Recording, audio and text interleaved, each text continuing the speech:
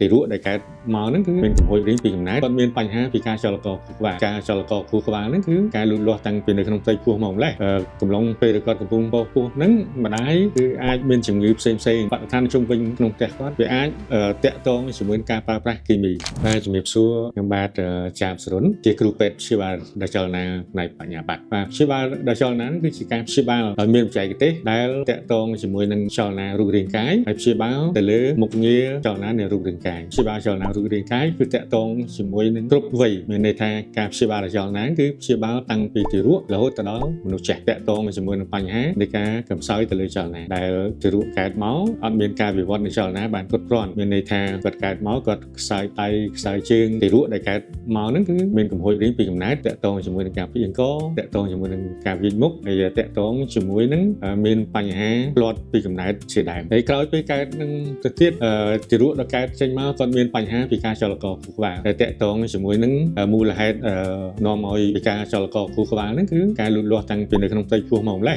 កំឡុងពេលគាត់កំពុងបោះពោះហ្នឹងម្ដាយគឺអាចមានជំងឺផ្សេងដូចជាទឹកនោមផ្អែមឬក៏គាត់ពុលអាហារហើយម្ដាយហ្នឹងគាត់អាចប្រើជាតិអាល់កុលអ្វីដែលសំខាន់ទៀតគឺបរិស្ថានជុំវិញក្នុងផ្ទះគាត់វាអាច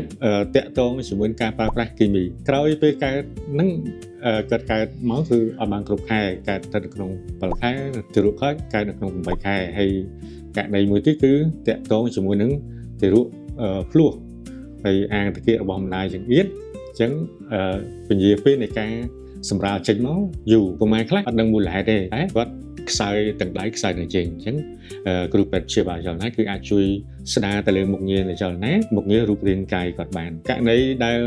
រលាកស្រោមខួរហើយនិងរលាកខួរក្បាលហ្នឹងគឺកើតមានច្រើនដែលបណ្ដាលឲ្យធ្វើឲ្យគាត់មានភាពអន់ថយទៅលើចលនាអវយវៈលើដងខ្លួនហើយនិងអវយវៈក្រោមអញ្ចឹងត្រូវការអន្តរាគមន៍ជាមួយនឹងគ្រូពេទ្យព្យាបាលចលនានៅក្នុងការស្ដារទៅលើមុខងារចលនាហើយនិងមុខងាររូបរាងកាយរបស់គាត់តាក់ទងជាមួយនឹង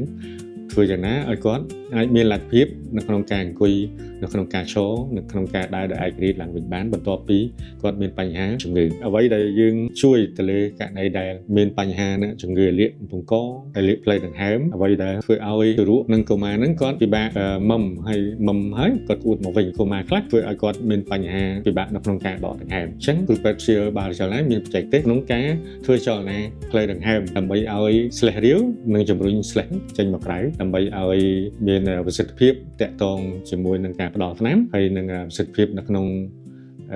បំពេញចំណុះខ្យល់នៅក្នុងសួតដើម្បីឲ្យសុខភាពផ្លូវដង្ហើមនឹងកាន់តែឆាប់ជាសះស្បើយតាក់ទងជាមួយនឹងគ្រោះថ្នាក់ដោយគេភាសាបច្ចេកទេសហៅ traumatic brain injury តាក់ទងមួយមូលហេតុដែល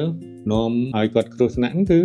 តាក់ទងកត្តាចរាចរណ៍កត្តាលេងកីឡាអញ្ចឹងធ្វើឲ្យគាត់មានរបួសទៅលើកោសិកាខួរក្បាលរបស់គាត់អាចរបួសរូបរាងកាយរបស់គាត់តាក់ទងជាមួយនឹងការគ្រិចតាក់ទងជាមួយនឹងការផ្លាន់អញ្ចឹងគ្រូពេទ្យព្យាបាលទៅចលនាគឺសង្គ្រោះទៅលើបញ្ហារបួសឆ្អឹងនិងសាច់ដុំរបស់គាត់អញ្ចឹង